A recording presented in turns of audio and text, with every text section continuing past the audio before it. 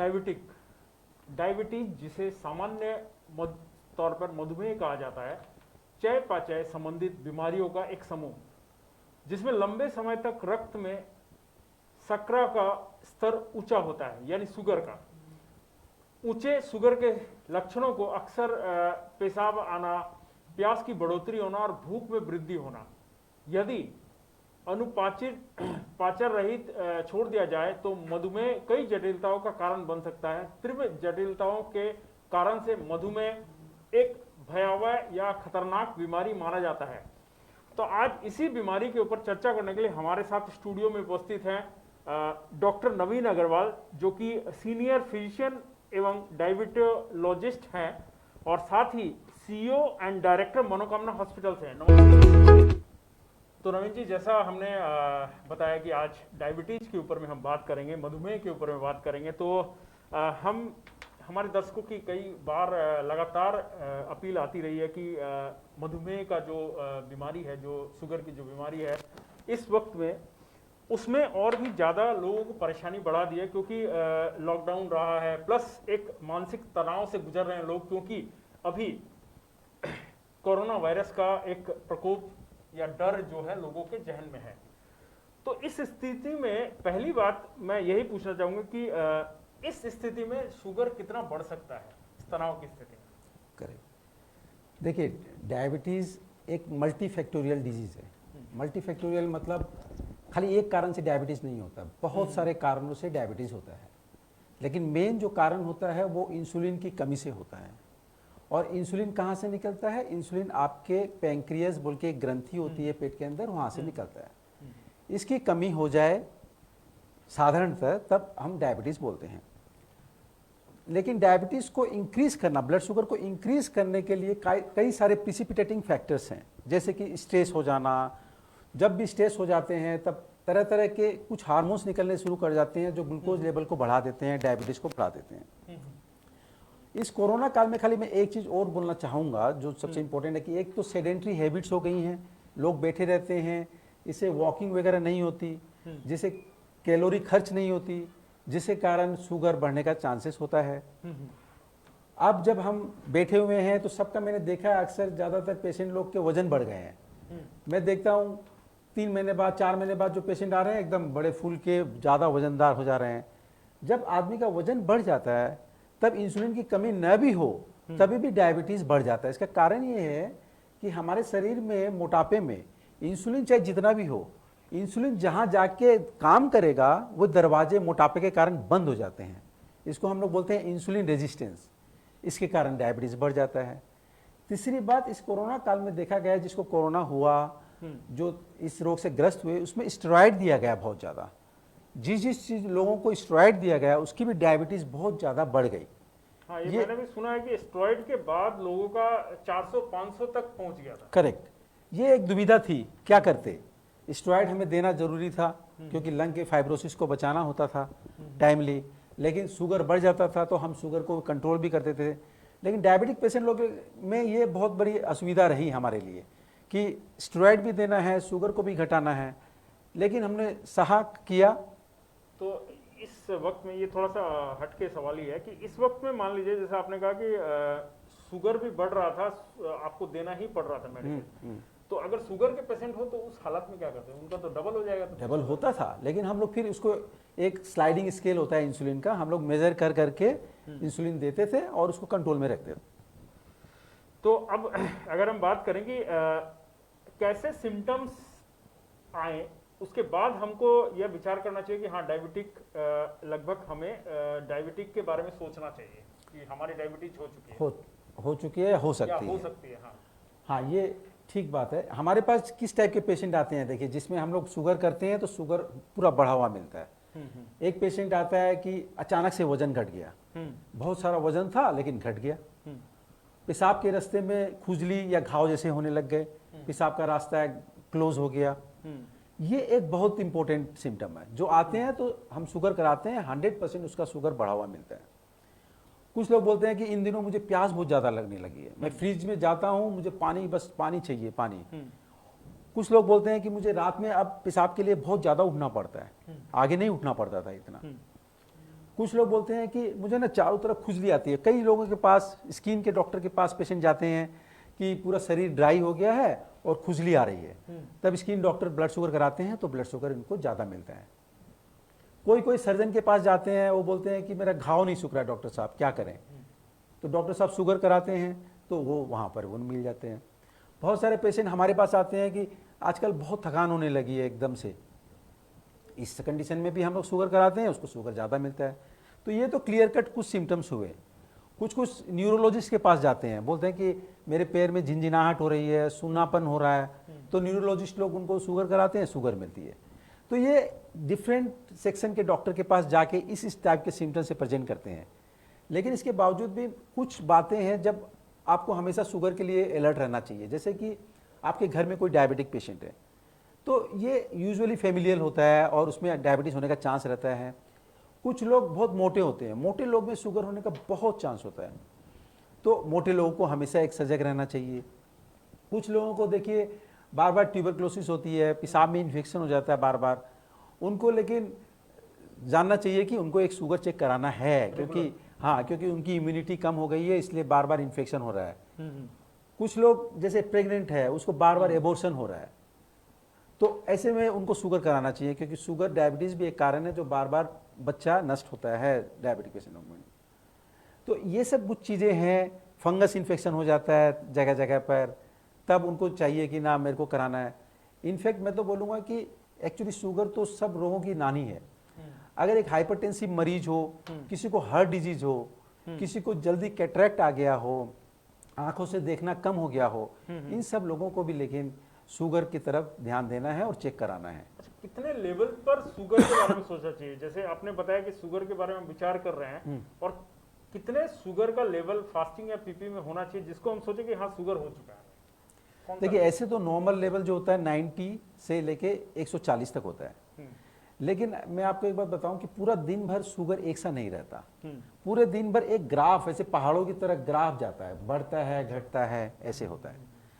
लेकिन किसी भी पॉइंट में अगर आपका ब्लड शुगर 200 से ऊपर हुआ, 200 यस, तो ये एक बात मान लो कि आपको डायबिटीज है। ये फास्टिंग या ना पीपी, ये आप मान लो, ठीक। क्योंकि 200 से पार होना ये, लेकिन ड्यूरल वेरिएशन जो होता है वो उसमें भी नहीं पहुंचता। ओके, तो 200 से पार तो डेफिनेटली आपको शुगर है। मतलब 200 के ऊपर ही है, उसके नीचे नहीं आ रहा है ना, उसके नीचे ना, 200 से ऊपर ही ऊपर अगर fluctuate आपका आया तो आप तो डेफिनेट शुगर हो, मतलब डायबिटिक हो। ओके, आपको मैंने सर्टिफिकेट दे दिया डायबिटीज का। लेकिन एक पेशेंट जो 140 से ऊपर या 200 से नीचे यानी 170-80 हो, तो मैं उनको बोलूंगा कि ये छुपी हुई डायबिटीज है, ये कभी भी आ सकती है बढ़कर। उसके लिए फिर हम लोग कुछ और टेस्ट करते हैं प्रूफ करने के लिए कि ये डायबिटीज है कि नहीं। मेरा कहने का मतलब ये है कि कुछ डायबिटीज तो ओवर्ट है, एकदम दिखती है आपको, तो 200 से पार तो दिख गई। 200 के नीचे 100 से 40 ऊपर से लेटेंट है, मतलब छुपी हुई है, लेकिन वो कभी भी बढ़ के आ सकती है। कुछ क्वेश्चंस आए हैं, मैं चाहता हूं कि ले लेते हैं इसको। जैसे एक पंकज है, उन्होंने लिखा है कि पीपी 155 एंड फास्टिंग 122 है। यही रहता है, एनी सजेशन सर? ना, देखिए, ये आपने सुबह कराया है ना, आपने दोपहर को तो नहीं कराया, आपने शाम को तो नहीं कराया, आपने अर्ली मॉर्निंग तो नहीं कराया। मैंने कहा ना कि शुगर आपको ड्यूरल वेरिएशन है, चेंज होते रहता है। मतलब तो ये एक कॉमन इस हिसाब से टेस्ट करवाना है कि सुबह का ना, बुलाया अभी था, इस उसी तरह किया कंडीशन हुआ में है। आप एक टेस्ट होता है HbA1c, ग्लाइकोसाइलेटेड हीमोग्लोबिन, आप ये टेस्ट कराओ। अगर ये टेस्ट नॉर्मल आता है तो आप ना GTT बोल के एक टेस्ट आता है, ग्लूकोज टॉलरेंस टेस्ट। इसमें क्या है, आपको शुगर खिलाया जाएगा 75 ग्राम, कोई 100 ग्राम खिलाता है। फिर हर आधे घंटे में हम लोग शुगर चेक करते हैं खिलाने के बाद। ओके, उस कंडीशन में जब कभी भी 200 से पार आए, तब मैं आपको इसके मानूंगा कि हाँ ये सिग्निफिकेंट है और आप एक लेटेंट डायबिटिक हो और आपको डायबिटीज फ्यूचर में कभी हो सकता है। मोर ओवर मैं आपको चाहूंगा कि इसके फैमिली हिस्ट्री है कि नहीं, ये भी बहुत इंपॉर्टेंट है। एक आदमी की कोई फैमिली हिस्ट्री नहीं है और फिर इसको ये आए, और एक आदमी की फैमिली हिस्ट्री है फिर इसको आए, दोनों में डिफरेंस है। किंतु हाँ, उस बात को जिसको फैमिली हिस्ट्री उसको मैं सिग्निफिकेंट मानूंगा, तब आपकी ये क्वेरी सॉल्व होगी। तो और क्वेश्चंस है, लेकिन हम उससे पहले जो हमारे सवाल हैं वो हम कर लेते हैं। डायबिटीज में डाइट का एक महत्वपूर्ण रोल होता है, क्योंकि यह बीमारी ही अक्सर देखा जाता है कि खान पान के हेर फेर के कारण ही ज़्यादातर होती है, ऐसा मैंने सुना है। तो इसको महत्वपूर्ण जब माना जाए तो इसके लिए कैसे कंट्रोल किया जाए, कैसे सुनिश्चित किया जाए कितना खाना है, क्या खाना है और कब खाना है? एक तो सबसे पहले मैं बोल देता हूँ कि खान पीन के 19-20 के कारण ही डायबिटीज होती है, ये तो एकदम ही गलत है। अच्छा। अगर ऐसा होता तो जितने हलवाई हैं सबको डायबिटीज होती। हाँ, डायबिटीज जिसको हो चुकी है उसको बढ़े नहीं, उसको कंट्रोल करे, तब हमारा नेक्स्ट काम आता है खाने पीने का। डाइट को लेके ना मेरा ये मानना है कि डाइट को लेके लोग बहुत ज़्यादा ओवर कॉन्शियस है। क्या होता है, जिसको डायबिटीज होती है वो डाइट ना एकदम से छोड़ देता है, जिससे क्या होता है कि आपका मसल मास कम हो जाते हैं, आप कमजोर हो जाते हो, आप बहुत पतले हो जाते हो। ऐसा ना करें। हम डायबिटीज हम जो खाना खा रहे हैं ना, वो एक्चुअली आप टुकड़ों में खाओ। आगे सबसे पहली बात मेरी, आप सपोज दिन भर में 3 रोटी सुबह खाते हो, भात खाते हो, रात में 3 रोटी खाते हो, आप उसको डिवाइड करके खाओ। दूसरी बात, डाइट के बारे में बहुत लोग क्वेश्चन करते हैं कि मैं राइस खाऊं कि नहीं खाऊं, राइस से बढ़ जाता है शुगर। गलत गलत। राइस खाओ, आप रोटी खाओ, शुगर का कोई मतलब नहीं है। थोड़ी सी कैलोरी वैल्यू मतलब राइस की गेहूं से ज़्यादा होती है, थोड़ी सी।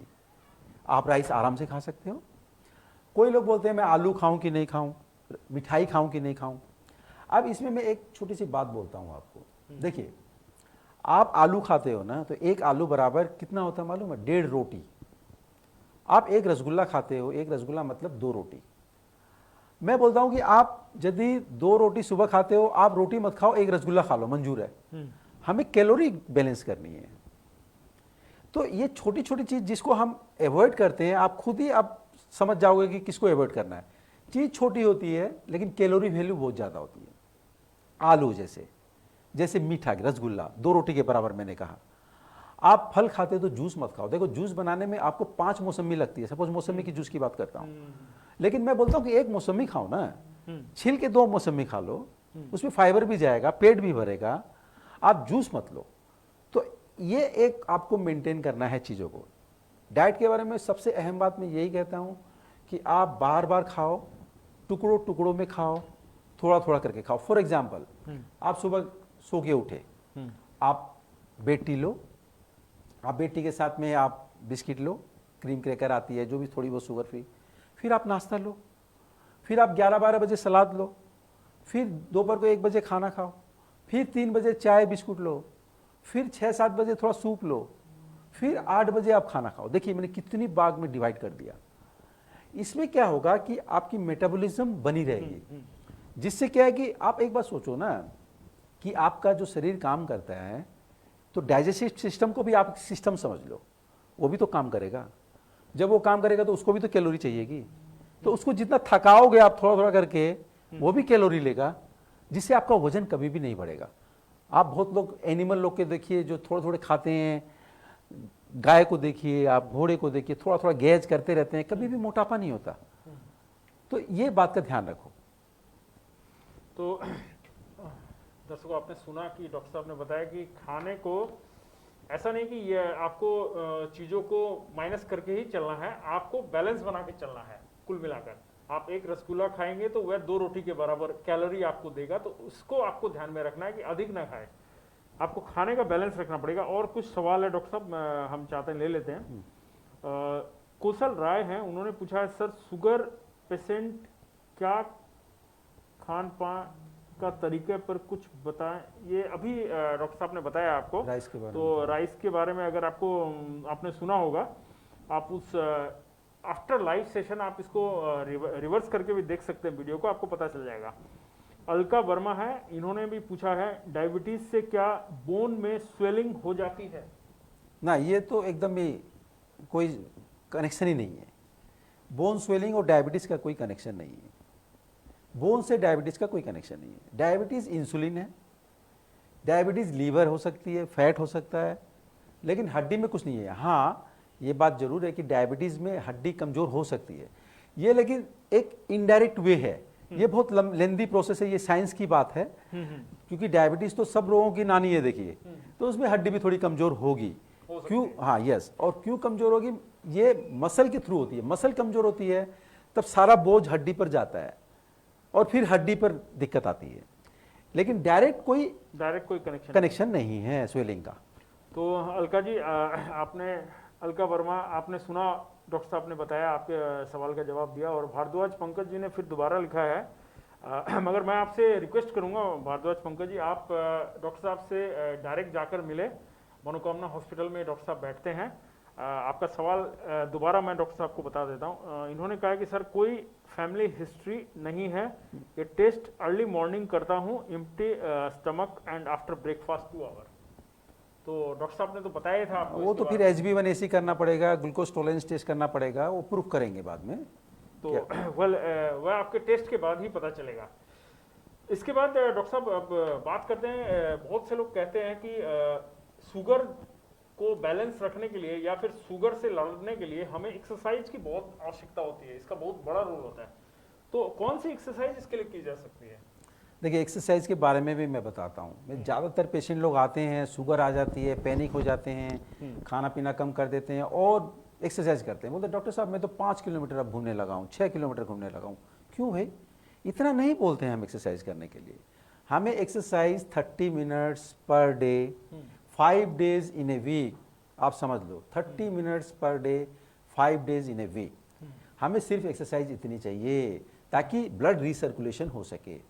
सेकेंड नंबर में आपको इंपॉर्टेंट बात बताता हूँ एक्सरसाइज के समय। अक्सर मेरे पास लोग पेशेंट आते हैं कि मैं एक्सरसाइज कर रहा था, उस समय पता नहीं मुझे धुंधला दिखाई पड़ा, मैं अचानक से एकदम बैठ गया, पसीना पसीना हो लगा। ये हाइपोग्लाइसीमिया होता है एक्सरसाइज के समय जो डायबिटिक पेशेंट है। इसलिए आप जब एक्सरसाइज करने जाओ ना, तो साथ में एक ब्लड शुगर की कुछ भी चीज़ जरूर लेके जाओ, नंबर 1। और नंबर 2, आपके पास एक तो कार्ड जरूर होना चाहिए कि मैं डायबिटिक हूँ, ताकि कोई भी आप कभी भी यदि ट्रेन में ही हो, एक्सरसाइज करते समय जो भी हो, आपके पास कोई भी आदमी बेहोश हो जाए तो देखेगा ना कि आप तो कार्ड से पता चल जाएगा कि इसको हाइपोग्लाइसेमिया है, और उसमें फटाक से आपको शुगर दे देगा तो ठीक हो जाएगा। एक्सरसाइज करते समय आप लेकिन शुगर की एक पैकेट जरूर रखो या कोई लोजेंस रखो। तीसरी चीज़, एक्सरसाइज करते समय आप लेकिन कॉटन पहनो, लूज कपड़े पहनो, जूते भी पहनो एक अच्छे क्वालिटी के, मोजे आपके एकदम कॉटन के होने चाहिए, क्योंकि जब आप एक्सरसाइज करते हो तो सड़क पे बहुत सारी कील पत्थर ये सब हो सकते हैं एक डायबिटिक पेशेंट को, लेकिन पैर में अगर घाव हो जाए ना तो वो बहुत घातक होगा। इस बात का आप ध्यान रखो। और एक्सरसाइज का एक और मैं बताता हूँ आपको कि जिस पेशेंट को डायबिटीज़ के साथ में हार्ट डिजीज़ हो, हाइपरटेंशन हो, या कोई प्रेग्नेंट हो, या कोई नर्व की प्रॉब्लम हो, ऐसे क्रिटिकल पेशेंट को एक्सरसाइज करने से पहले लेकिन डॉक्टर से सलाह जरूर लेनी चाहिए कि हमें एक्सरसाइज कैसे करनी चाहिए। और आप एक्सरसाइज में ना ओवर एंथुजियास्टिकली एक्सरसाइज मत करो। देखिए, इससे कुछ नहीं होगा, आपको नुकसान होगा। आप और वेट वाला एक्सरसाइज आप मत करो, that is isometric contraction exercise बोलते हैं, वो मत करो आप। वॉकिंग, योगा, ये सब सही है। और 30 minutes per day and that is 5 days in a week. आपको 5 किलोमीटर 7 किलोमीटर घूमने की जरूरत नहीं है। ऐसे ही डायबिटीज में लोग पतले हो जाएंगे और आपकी मसल्स कमजोर हो जाएगी, खाना आपका होगा नहीं वैसे, और फिर एकदम टन के पतले लोग आ जाते हैं, जिससे और अदर कई सारी प्रॉब्लम हो जाती है। यस यस यस, जूझना पड़ता है। तो दर्शकों, आपने सुना, आप ध्यान रखिए सेहत का, और एक्सरसाइज भी आपको लिमिटेशन में ही करनी है, 30 मिनट्स 5 डेज। और उस वक्त में आपको अपने पास ग्लूकोज की गोलियां भी रखनी है, जिससे आपका ग्लूकोज का स्तर या शुगर का लेवल गिरे तो आप उसे बैलेंस कर पाएं। तो अब जब आपने कहा कि पैर की बात, तो मुझे ध्यान में आया कि पैर की बात अक्सर जब डॉक्टर के पास जाते हैं तो शुगर पेशेंट तो अक्सर डॉक्टर बोलते हैं कि आपका पैर दिखाइए। तो पैर की रखवाली कैसे करें और ये कितना घातक हो सकता है, कैसे सावधानी रखें इसकी? देखिए, मैं एक बहुत बड़ी बात बताता हूँ कि दुनिया में जितने एम्पुटेशन होते हैं ना रोग के कारण, उसमें डायबिटीज नंबर 1 है। डायबिटीज के कारण गैंग्रीन हम आए दिन देखते हैं, हमने 3 दिन पहले भी देखा, आज भी मुझे डाउट है कि उस पेशेंट को डायबिटीज गैंग्रीन मिलेगा, अभी हम टेस्ट में भेजे हैं। It is so common. अब देखो, आप चेहरे को चमकाने के लिए क्या नहीं करते हो, आप घर पे कितनी देर, आधे घंटा मेकअप करते हो, ये सब करते हो। डायबिटिक पेशेंट लोग को मैं एक बात बताना चाहता हूँ, आपने कभी भी अपना पैर देखा है? आपने कभी पैर, एक बार ध्यान दो, आप हफ्ते में 1 दिन पैर की रखवाली करो, अच्छे से साफ करो, पर्टिकुलरली जब आप नेल काटते हो ना, उसमें ध्यान दो। आप अगर जूते पहनते हो ना तो कॉटन के मोजे पहनो। आप जो चप्पल पहनते हो ना, डायबिटिक की चप्पल भी आती है बहुत सॉफ्ट मुलायम, या डॉक्टर सोल की चप्पल आती है बाटा में। आप जूते पर ज्यादा पैसा खर्चा करो, आप कपड़ों पे से ज्यादा जूते पे खर्चा करो, क्योंकि पैर एक बहुत ही इंपॉर्टेंट चीज है। एक चीज और मैं बताऊंगा, जो पर्टिकुलरली जो भारी पेशेंट होते हैं उसका ना आर्च खत्म हो जाता है। आर्च आर्च मतलब एक ऐसा होता है, देखिए पैर किसी का पिलर होते हैं सब, ये आर्च जब खत्म हो जाता है तो फ्लैट हो जाता है। फ्लैट होने से ज्यादा प्रेशर पड़ता है नीचे, जिसके कारण वहां पर कॉर्न हो जाते हैं। कॉर्न धीरे धीरे घाव का रूप ले लेते हैं। तो वैसे पेशेंट लोग के लिए मैं बोलूंगा कि जूते पर बहुत ज़्यादा ध्यान देने की ज़रूरत है। और आप हफ्ते में एक दिन बढ़िया से पेडिक्योर आप कर लो, घर में जाके सेवलन में पानी डुबा के पैर को अच्छे से थोड़ा सा स्क्रब करके साफ करके, रात में पर्टिकुलरली बढ़िया से क्रीम लगा के आप सो, पैर की समस्या कभी नहीं आएगी। हाँ, अगर पैर में कोई स्मेल आने लगे, पैर में यदि कोई कॉर्न हो, कोई फटा हुआ थोड़ा सा भी चीज़ हो, हल्का सा कालापन आने लगे या लाल आ जाए, या पैर में कोई लोकलाइज स्वेलिंग हो जाए, इस कंडीशन में लेकिन आप ज़्यादा देर बैठना मत, डॉक्टर को ज़रूर दिखाना, क्योंकि उस समय अगर हम कंट्रोल कर लें तो आगे की प्रॉब्लम नहीं होगी। पैर में प्रॉब्लम क्यों होती है डायबिटीज़ में, ये भी थोड़ा बहुत मैं आपको समझाता हूँ। देखो, डायबिटीज़ पेशेंट में खून की सर्कुलेशन है ना पैर पे, वो कम हो जाती है। खून का सर्कुलेशन किसी भी चीज़ की लाइबिलिटी के लिए ज़रूरी होता है। जो चीज में खून सर्कुलेशन नहीं होता वो तो डेड हो जाता है। तो खून सर्कुलेशन कम हो जाता है, क्योंकि उसकी जो आर्टरी होती है मोटी हो जाती है, सर्कुलेशन कम होता है। दूसरा क्या होता है, डायबिटीज नस में अफेक्ट करती है। तो नस में क्या है, न्यूरोपैथी बोलते हैं इसको, न्यूरोपैथी रहती है, तो उसको एहसास ही नहीं होता गर्म ठंडा का, चोट का। तो चोट कब लग के चली गई उसको मालूम ही नहीं होता है, सेंसलेस हो जाता है। तीसरी चीज है इम्यूनिटी कम होती है, इन्फ्लामेशन ज्यादा हो जाता है। तो ये सब कंडीशन से क्या होता है कि घाव बनने का बहुत चांसेस होते हैं। थोड़ी सी सावधानी खाली हो। डायबिटिक पेशेंट लोग के लिए मैं विशेष करके बोलूँगा, आप चेहरे के लिए कितना कुछ करते हो, दाढ़ी बनाते हो, एक दिन आप खाली हफ्ते में अपने पैर की तरफ ध्यान दे देना। तो डॉक्टर साहब कुछ क्वेश्चंस और आ चुके हैं। लामू शेरपा है, उन्होंने लिखा है डायबिटीज से क्या बाल झरना एंड बॉडी में इचिंग होती है? ये तो पहले ही हमने बताया है, पेशेंट लेके आते हैं इचिंग लेके, ड्राई हो जाती है स्किन, और पूरा इचिंग लेके स्किन डॉक्टर के पास जाते हैं। बाल झड़ने की बात को एक किया पॉइंट। देखिए, बाल डायरेक्टली, फिर वही बात है कि डायरेक्टली नहीं झड़ता। बाल झड़ने के देखिए कारण, अगर इचिंग बालों में है तब आपको सेवेरिक डर्मेटाइटिस या बालों की कोई फंगस इन्फेक्शन बीमारी है। फंगस इन्फेक्शन कहीं भी हो सकता है, आप बालों में भी हो सकता है। तो डायबिटीज से अगर बालों में फंगस इन्फेक्शन हुआ तो हो सकता है, और उसके कारण बाल झड़ सकते हैं। That is indirect. आप सिंपल खाली डायबिटीज से न सोचो, डायबिटिक पेशेंट है, उसको फंगस इन्फेक्शन हो गया बालों में, टीनिया कैपिटिस वहां से झड़ना शुरू हो गया, तो आप फंगल इन्फेक्शन का ट्रीटमेंट करो, साथ में डायबिटीज का ट्रीटमेंट करो, ऐसे होगा। तो संभावना है, आप इस बात को लेकर आप डॉक्टर से कंसल्ट कर सकते हैं, डॉक्टर साहब का यही सलाह है। और एक सवाल है, सर मेरे पापा टाइमली सभी मेडिसिन लेते हैं as per prescribe by doctor, but sugar test करने पे कभी रिपोर्ट बहुत अच्छी आती है, कभी बहुत ज़्यादा दिखाता है, please suggest what to do. Vijay Kumar. देखिए, ये इस टाइप की डायबिटीज़ जो होती है ना, ये यूजुअली एल्डरली में होती है, ज़्यादा उम्र जिसको हो। इसको हम लोग ब्रिटल डायबिटीज़ बोलते हैं, ब्रिटल डायबिटीज़। ब्रिटल डायबिटीज़ क्या होती है, बहुत फ्लक्चुएट करती है, कभी कम कभी बहुत बेसी दिखाएगा। सारी दवाएं लेने के बावजूद भी अगर इस टाइप की चीज़ होती है तो उसको ब्रिटल डायबिटीज़ बोलते हैं। उसमें क्या करना है, हम जो बोलते हैं पेशेंट लोग को कि आप 4 टाइम ब्लड शुगर मापो और एक टेबल बनाओ 3 दिन तक लगातार, एक खाली पेट, एक खाने के नाश्ते के 2 घंटा बाद, एक दोपहर खाने के 2 घंटा बाद, और एक रात में खाने से पहले, 3 दिन तक लगातार करो।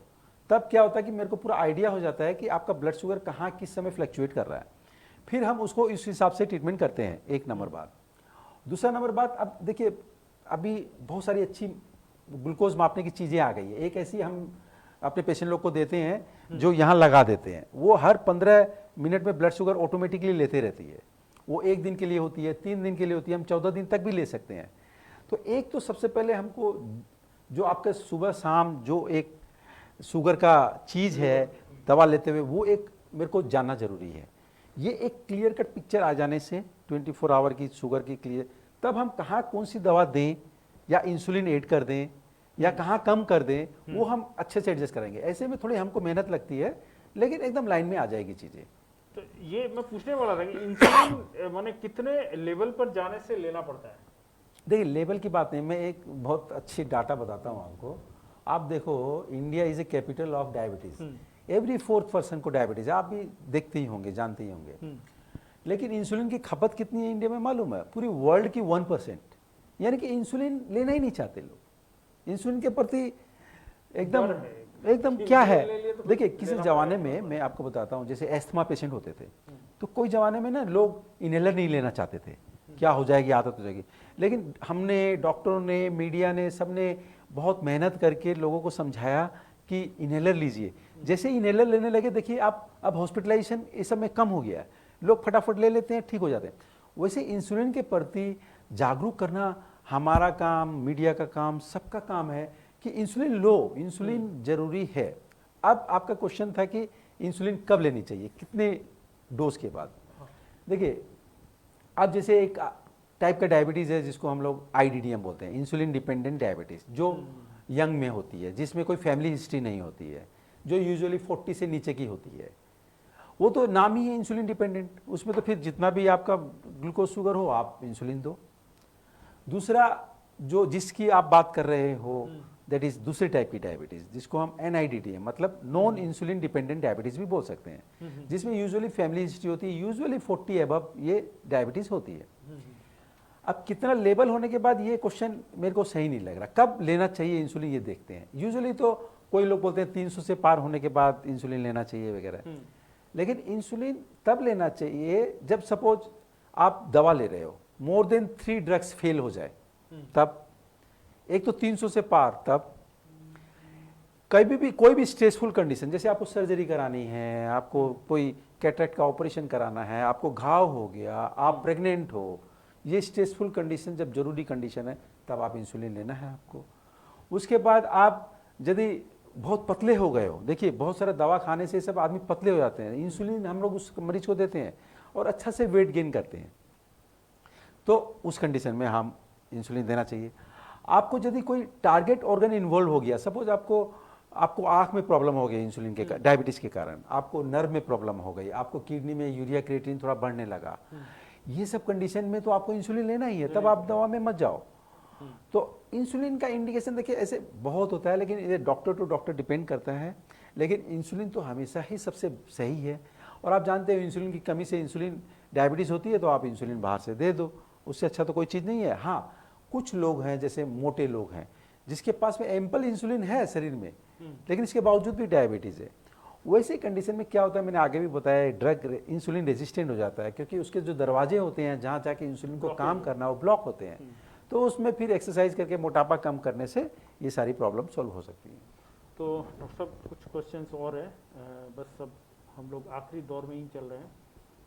एक है तरुण मिश्रा है, उन्होंने लिखा है कि मेरी मम्मी को डायबिटीज है, वो बोलती है उनको रेबिक के साइड में, इन्होंने क्या लिखा मुझे समझ नहीं आ रहा, दोनों साइड में दुखता है, वो भी क्या डायबिटीज के कारण होता है? किस साइड में दुखता है? रीबेक लिखा है इन्होंने, क्लियर नहीं हो रहा, क्लियर आगे नहीं है। बढ़ते हैं। और राज बिला अग्रवाल है, उन्होंने लिखा है मेरा बीपी हमेशा ज़्यादा रहता है, अचानक डाउन हो जाता है, क्या शुगर है? ना, मैं तो आगे भी बोला कि कोई भी बीपी को पेशेंट को शुगर है कि नहीं, ये नहीं, लेकिन आपको चेक कराना चाहिए। और आपको बीपी है तो आपका फैमिली हिस्ट्री है कि नहीं, आपकी उम्र कितनी है, ऐसे तो नहीं हो सकता अचानक बढ़ेगा अचानक घटेगा, ये बात से तो मैं सहमत नहीं हूँ। तो ये फैमिली हिस्ट्री हो सकता है? फैमिली हिस्ट्री है, लेकिन ऐसा नहीं हो सकता कि अचानक से बढ़ गया, अचानक से घट गया, तब तो फिर तो आपको दिखाना पड़ेगा भाई, कोई दूसरी बात होगी। तो डॉक्टर साहब अब आखिरी वक्त में एक और सवाल है, हमारे जहन में आ रहा था और दर्शक भी जानना चाहेंगे कि नियमित रूप से कौन कौन से टेस्ट करवाने चाहिए डायबिटीज की रख रखाव के लिए? हाँ, ये एक चीज़ है, जैसे आप देखो डॉक्टर के पास तो आपको जाना चाहिए 1 महीने में या 3 महीने में एक बार। ब्लड शुगर जो रूटीन ब्लड शुगर करते हैं 15 दिन में एक बार, ये आप याद रखो। ठीक है। दूसरा नंबर है HbA1c माने ग्लाइकोसाइलेटेड हीमोग्लोबिन, ये 3 महीने में एक बार, क्योंकि ये 3 महीने का एवरेज देता है आपको। ब्लड प्रेशर हर महीने ब्लड प्रेशर आपको चेक कराना है। आंखों की चेक, ये हर 6 महीने में एक बार आंख की चेक जरूर कराइए। मैं एक वाक्य बताता हूँ एक पेशेंट का, जो हमेशा बेचारा आंख की चेक कराता था मेरा डायबिटिक पेशेंट, लेकिन एक साल में, विगत एक साल में नहीं कराया। और मजे की बात यह है कि उनको डायबिटीज रेटिनोपैथी हो गई, जो आदमी हमेशा कराता था 6-6 महीना। इसलिए जब टाइमली अगर आप डायग्नोस कर लो तो फिर आगे की प्रॉब्लम बहुत कम हो जाएगी। और यूरिन फॉर माइक्रोल टेस्ट, यूरिन टेस्ट आपको हमेशा कोई 6 महीना बोलता है, कोई साल भर में कराना चाहिए। तो ये 4-5 चीज़ें हैं, रूटीन ब्लड शुगर, यूरिन की टेस्ट, आंखों की टेस्ट, ब्लड प्रेशर, ये आपको रूटीनली ऐसे जैसे मैंने बताया है वैसे कराना चाहिए। तो दर्शकों, आपने देखा डॉक्टर नवीन अग्रवाल हमारे साथ थे, और जो कि डायबिटिक के स्पेशलिस्ट हैं और मनोकामना हॉस्पिटल से जुड़े हुए हैं, वहाँ के सीईओ और डायरेक्टर भी हैं। इन्होंने अपने अनुभव साझा किए, आपके सवालों के जवाब भी दिए। तो आपको हमारा ये कार्यक्रम कैसा लगा? इस कार्यक्रम को आप अधिक से अधिक शेयर कीजिए, ताकि जो लोग शुगर से ग्रस्त हैं, शुगर की तकलीफ को झेल रहे हैं, वह कम से कम हमारे इस कार्यक्रम के दौरान डॉक्टर साहब द्वारा बताए गए उपायों से लाभान्वित हो और उन्हें मदद मिले इस डायबिटीज से लड़ने की। तो ऐसे ही कार्यक्रमों में हम आगे भी आपको लेकर आते रहेंगे। डॉक्टर साहब भी हमारे साथ दोबारा फिर जुड़ेंगे, फिर अगले कार्यक्रम में हम जुड़ेंगे। डॉक्टर साहब, कुछ आप और अपनी ओर से कुछ सुझाव देना चाहते हो, प्रश्न जो आपके मन में हो तो आप दे सकते हैं। मैं वो स्वीटनर के बारे में बताता हूँ, मीठी गोलियाँ जो हाँ। बहुत लोग शुगर नहीं लेते हैं, बोला वो शुगर फ्री में ले सकता हूँ कि नहीं, शुगर फ्री। शुगर फ्री आप ले सकते हो, sugar free of any side effect है।